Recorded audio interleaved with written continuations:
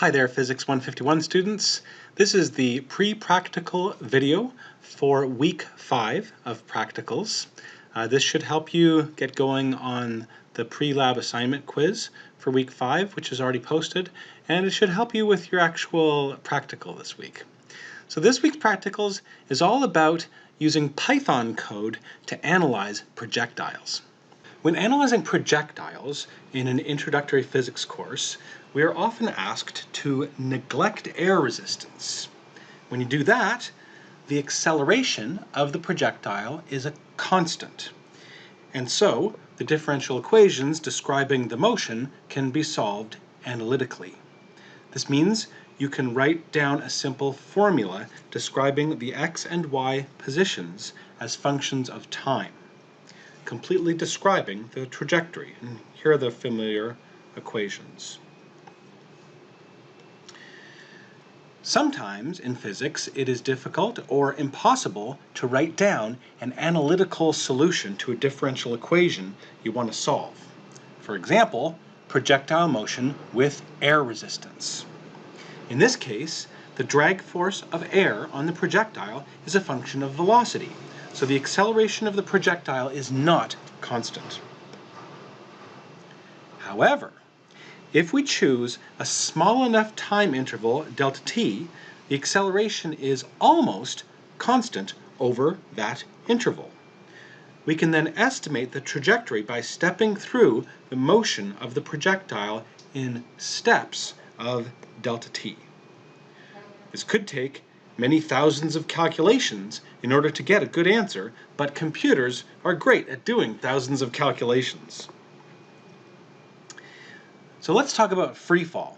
Even though an analytical solution of freefall exists, this week you will start by writing a Python code to numerically integrate freefall without air resistance. And then we will look at how to add air resistance afterwards, this week and next week. So let's consider the following question. If a small steel ball is dropped from rest from a height of 20 meters, how long does it take for it to hit the ground? Neglect air resistance and use g equals 9.8 meters per second squared. You should be able to figure this out without a Python code. In particular, if we start at y initial equals some height, h, and then y final is equal to 0, and we say that v initial y is equal to 0, and the a in the acceleration in the y direction is negative g, which is negative 9.8 meters per second squared.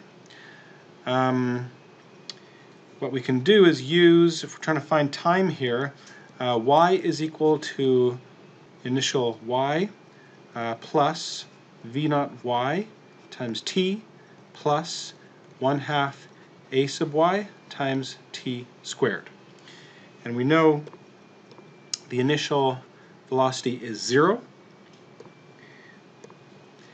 And also we know that a sub y is negative g. So the final position is 0. It's equal to the initial position h minus 1/2 times g times t squared. And we can solve that out for 1/2 g t squared is equal to h. And so t squared is equal to 2 times h over g. We're going to choose the plus solution only, reject the negative time solution. So t is equal to the square root of 2 times h divided by g. So this is the analytic solution for time, but it assumes that there's absolutely no air resistance and that the acceleration is always negative 9.8 meters per second squared. So now I want to go through the same problem, but I want to use the steps of numerical integration. So let's assume that we choose a small enough time interval delta t so that the acceleration is effectively constant over the interval delta t. When the acceleration is constant, you can write it in terms of a change in velocity over a time interval. A sub y is delta v over delta t, where it's delta v is the change in the y component of the velocity. you can then rearrange this equation for the change in velocity. Delta v is the acceleration times delta t, and this can be used if you want to update the velocity. So if you want to know the velocity at a time t plus delta t, where delta t is very small, you can use the velocity at time t and add this is a sub y times t. And next, let's furthermore assume that this time interval delta t is small enough so that even the velocity is constant. When velocity is constant, you can write it as the change in position, delta y, divided by the time interval. You can rearrange this for the displacement of the particle. So, if you want to know what the position of a particle is in the y direction at time t plus a small delta t, you can use, I should say y, at t, its original position at t plus v times delta t. Okay, so here's my numerical integration brute force method. It's very, very simple. So, first thing you want to do, if you're going to write a Python code, is set up your initial conditions. So, initial conditions for that steel ball problem was y equals plus 20 meters. You have some initial time t0. Initially, it's dropped from rest, so v0 is 0 meters per second, and we want to choose some time step to do this in.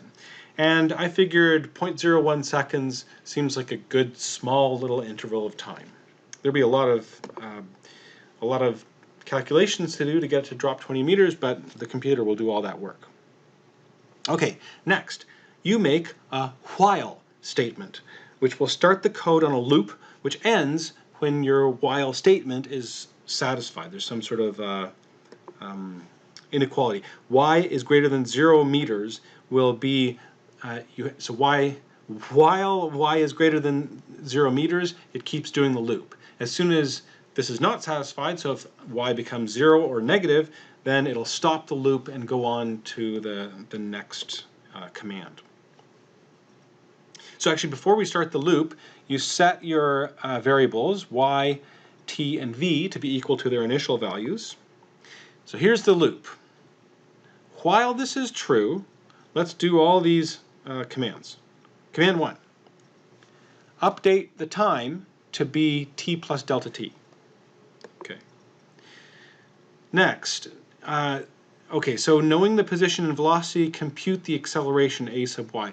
Actually, we're not going to do that in this case. We're just going to use a sub y equals negative g, negative 9.8. And we'll do this all in SI units. So just negative 9.8. But we can update that command later if we wanted to add something like air resistance. Next, update your v to become v plus ay times delta t. And since that's negative, your v is going to become negative at that point. And then update y to become y plus v times delta t. And again, since v is negative from before, your y will get less than 20 meters. It's going down until eventually. So you output, if you want to output to the screen or something, the values of t, v, and y, you can do that and then loop around. So it started off at 20, which is greater than 0. Probably it hasn't gotten less than 20 in 0.01 seconds. So it does this all these steps, 1, 2, 3, 4, 5, again and again and again and again and again until it stops when you break out of the loop when y becomes 0 or negative. So when the while loop is all done, output the final value of t. This will be when the ball hits the ground. So that's the numerical integration brute force method. So I said here that if you know position and velocity, you can compute the acceleration a sub y. So that's if it's negative 9.8. So in real life, there's something called terminal velocity. If you drop something that is not very massive, like a tissue paper or something, it doesn't accelerate downwards at 9.8. It accelerates slower than that because it hits some terminal velocity. And what goes on is, due to air resistance, many objects which are falling straight down eventually reach a state in which the upward drag force from the air cancels the downward force of gravity. In this case, the net force on the falling object is 0, meaning the acceleration becomes 0 somehow, and that means that the velocity is constant, called the terminal velocity. So I was thinking we could try to estimate that this week somehow in our codes. So let's just, without really considering what drag force of the air really is, I know that the acceleration starts at -g and ends up, I guess, at 0 or approaches 0 as the velocity increases and increases towards the terminal velocity. So I just came up with this sort of ad hoc approximate equation for the acceleration. It's -g times 1 minus the absolute value of the speed divided by the terminal speed. So if you happen to know the terminal speed is like 10 meters per second or something, then originally the acceleration will be -g, because this will be 0 when it's dropped from rest. 1 minus 0 is 1, so -g. As v approaches the terminal, this becomes closer and closer to 1 minus 1, and you will get the acceleration dropping down to 0. So it'll asymptotically approach the terminal velocity, I think. And we can try it in our actual code. So good luck and have fun this week.